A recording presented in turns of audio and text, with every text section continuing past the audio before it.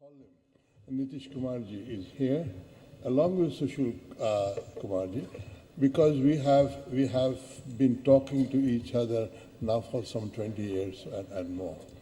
And I also should mention, perhaps on a personal note, that Mufti Mohammad Sayeed Saab was a bridge partner of my father-in-law, Padam Rosha, who was quite highly placed in the Kashmir police service way back in the 80s. So I have some connection, although I have to admit that this is my first visit to Jammu and Kashmir. And as a stranger, I have decided not to speak of your problems, but to tell you about my problems, or our problems in Britain, where we have been through a very interesting constitutional experiment over the last 25 years of devolving power to the regions, to the various parts of the United Kingdom. And I want to tell the story because it is a unique story in a country which is an old country. It's a country which was, when I went there in 1965, it was one of the most centralized constitutions in the world. There was one single parliament. There were no regional parliaments, except in Northern Ireland, and I'll come to that in a minute. And everything was done through London and Whitehall. And there was very little scope for some regional variations in the country. Now, as you well know, there is England, which is large and it's the most dominant part of the United Kingdom. There is Scotland, there is Wales, and there is Northern Ireland. Now, these four units were all under one single authority, one single parliament, one single cabinet, and of course, one single monarch. Over the years, over the last 50 odd years I have lived there, there has been a steady devolution of power because there was a movement from below in these various regions for more devolution, more power, more autonomy. And the movements were democratic movements. They were expressed through formation of new parties or through the old parties in which there were regional elements which came to prominence. And one reason perhaps for this, we are now trying to withdraw from the European Union, but at the same time people thought that if they had their own autonomy in the region, they might be able to perform better than the center did. They could look after their own population's welfare better, given whatever money they may be given by the center. And so this movement first took hold of in Scotland. In Scotland, in the 70s, people started saying, we want devolution of power in Scotland. And so at that time, in 74, 79, my party, the Labour Party, was in power. It had a very fragile majority. It was depending upon the support of the Scottish National Party for majority. And so they passed a Scotland Act, which said that Scotland can have its own assembly to deliberate on certain matters. But to test public opinion, they said there will be a referendum held in Scotland in which this issue would be put to Scotland. Do the Scottish people want devolution or not? And then, and this is going through rather smoothly, then one of the Labour Party MPs, quite a maverick person, put in an amendment saying the referendum is only valid if 40% of the electorate votes to support it. A simple majority will not do. A simple majority, but the voting has to be enough so that we see it as a people's expression rather than expression of a committed minority. Of course, the nationalists were a committed minority, but did they command total public support. So a referendum was held in 1979. The yes vote was larger than the no vote, but the overall turnout was only 60%, and therefore the majority did not constitute 40% of the electorate, and therefore that experiment failed. Unfortunately, the Scottish National Party at that point withdrew support from the government, and the government itself fell, but that's another story. The next stage of this thing, of the Scottish movement, was when the Conservative Party came to power in England, Mrs. Thatcher as the Prime Minister, in which the Conservative Party did not win a single seat in Scotland. All the seats in Scotland went either to the Labour Party or to the Scottish National Party. And the people of Scotland said, we do not want to be ruled by somebody we did not elect to be Prime Minister. But of course that's not allowed because the rules were of national politics. So there was a big Scottish national independence movement. And it became sort of an all-party community movement.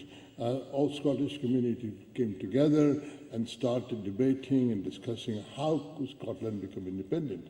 Now, Scotland had joined England in 1707. There was the Anglo-Scottish Union Treaty. And what that meant was that Scotland joined England in a union, and the Scottish Parliament was abolished, and it became part of the Westminster Parliament. And so one of the demands of the Scottish people was that Scotland should have its own parliament. Now that agitation started in the early 1990s, but while the Conservatives were in power, they were not going to concede. When the Labour Party came to power in 1998, there was a Scotland Act which was passed. I was there on the back benches attending the debates on the Scotland Bill, and this bill was Scotland Act was passed. But there had to be a referendum about certain propositions about how much power can be devolved to the Scottish Parliament. Now, in that referendum, there was an 80% turnout and a clear majority of more than 60 to 40 was established in the Scottish referendum, and therefore the second referendum validated a bill passed by what one may call the Federal Parliament, although UK is not a federation. And Scotland now has its own parliament, and Scottish Parliament has a number of powers devolved to Scotland on national health, on education, and it has a right to change the income tax rate by 2 percentage points above or below what the national rate is. And that's a big concession in terms of fiscal autonomy. And from then on, there's been further growth in the powers of Scottish Parliament, and now there is a very strong Scottish Parliament which legislates for Scotland, and the Scottish are happy. The next phase in Scotland was that Scotland wanted independence. There was a movement for Scottish independence from the United Kingdom, altogether independence. And there was another set of, there were some divisions within Scotland about it. Some people wanted independence, others did not want independence. Some people were unhappy with the policies of the Conservative Party, which had come back into power in 2010. And so the Westminster government passed a bill allowing a referendum in Scotland on becoming independent of United Kingdom. Now, this referendum, when the bill was passed, no conditions were put about what proportion of the electorate should be approving of the proposition. It was quite a risky thing to do that there were no conditions put like they were put in 1979. But there was a free debate in Scotland, and the English people took no interest in what the Scottish wanted to do. If they want independence, they can have it. If they don't want it, they can do what they like. So there's no sentiment or anger or joy in England or Wales that the Scottish were going to become independent. And so at that stage there was a referendum in 2016, and that referendum lost. 45% voted for independent Scotland, and 55% voted against Scottish independence. And therefore, in an open vote, the Scottish people themselves decided that while they liked having their own parliament and devolved powers, they were not happy to be independent of England, and therefore they decided to stay within the United Kingdom. The question is not, of course, over yet, because now that the United Kingdom has decided to withdraw from the European Union, Scotland wanted to stay. Scotland region wanted to stay within the European Union. And therefore now there is a new agitation that the Scottish National Party would like once again to have another referendum on Scottish independence if they can have it. But so far, no legislation has been passed by either the British Parliament or the Scottish Parliament. I'm saying this because this particular question now has been in British politics for 30 years. 40 years. It started in the mid-70s, and it is still going on. And for 40 years, there has been a very civilized constitutional debate as to whether Scotland should be independent of England or not. And if it's not independent, what sort of autonomy, what sort of powers should be devolved onto Scotland? And therefore, how should we arrange the division of powers between Scotland and the Westminster Parliament? Now, this movement for devolution was kind of unstoppable. So in Wales, the Welsh were also asked the question whether they wanted independence. Wales had been conquered by England in the 13th century and had never any independent position. But the Welsh proved to be not very enthusiastic for devolution. And after about 3 referendums, they finally agreed to a devolved assembly in Wales, which will have certain powers, not as many as Scotland, but the Wales have fashioned their own devolved assembly, and they carry on their own policies regarding health and education and social service and so on. In Northern Ireland, there's a very, very piquant situation, and that was the situation, as some of you may be aware, that Ireland became independent in 1920 from the United Kingdom. But there was a partition of Ireland at that time, and the 6 counties of Northern Ireland decided not to be independent. They decided to stay with the United Kingdom. They were called the Unionists. The Unionists were not for independence; they were for staying with the mother colony. And the reason was that much of the south of Ireland was Catholic, largely Catholic, and regarded the Protestant clergy and so on as oppressors, whereas in the north, a number of people had come across from Scotland and settled there, and they were strongly Protestant. So Northern Ireland was divided between Unionists and Nationalists, but the Unionists were a majority. So when Ireland became independent, Northern Ireland stayed as part of the UK.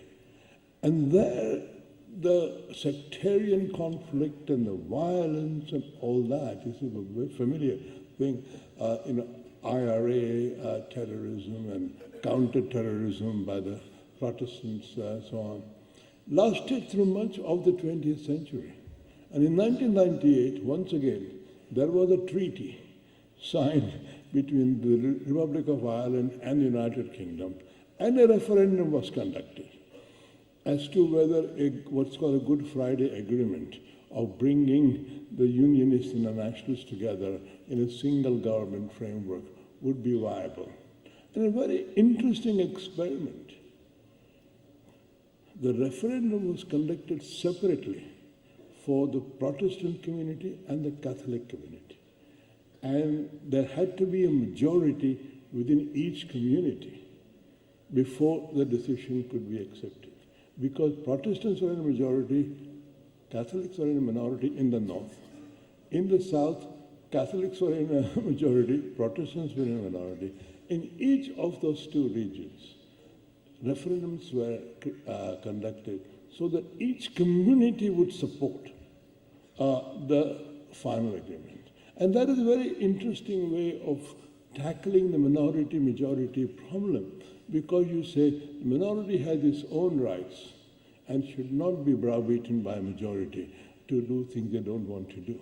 And therefore, it was really a very inventive solution to the Northern Ireland problem, which after, as I said, the whole of 20th century, we now have a government which by agreement has to have both the Catholics and the Protestant parties jointly in government. They have to sit together, despite all the old enmities. And unless they can sit together, there can be no government formed, and the rule goes back to the center from Westminster. So here is a fashion of devolution in which there is a deep divide in a community. There is a history of partition, but at the same time there was enough goodwill. Not only the Republic of Ireland, but the United States helped out, and the UK, Republic of Ireland, and United States together put together an agreement in which now there is a peace in Northern Ireland. So in a sense, I don't want to take up too much of your time, but what I want to say is that Britain, Great Britain, United Kingdom, has what was a very highly centralized polity, now regards itself as a country of 4 regions, 4 nationalities, or 4 nations. And very proudly they say that there is London, there is Edinburgh, there is Cardiff in Wales, and there is Belfast in Northern Ireland. There are 4 capitals in the UK, and they are all sort of with devolved powers and independence. It's a big cultural transformation for a country in which one region dominated very much, i.e. England dominated very much, and there was a centralized power. Now, the way it has happened, and I just want to finish on, the way it has happened is the political parties, although they were opposed on other matters, each political party had some people who felt strongly for the devolution and others who felt not very strongly for devolution. But the political parties within had their discussions, and political parties across had a discussion in Parliament. And of course there were street demonstrations, there were agitations, there were strikes and things like that. But at the end of the day, a reasoned argument prevailed that ultimately we have to reflect the opinion of the people, the wishes of the people.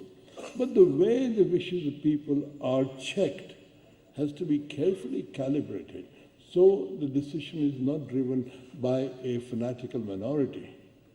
And it should not be, at the same time, that a substantial minority loses out because numerically they are not strong enough to be able to counter the majority. So these very, very pitfalls were very, very nicely handled in the British government. And I just want to say one thing about the British experiment is a very interesting experiment.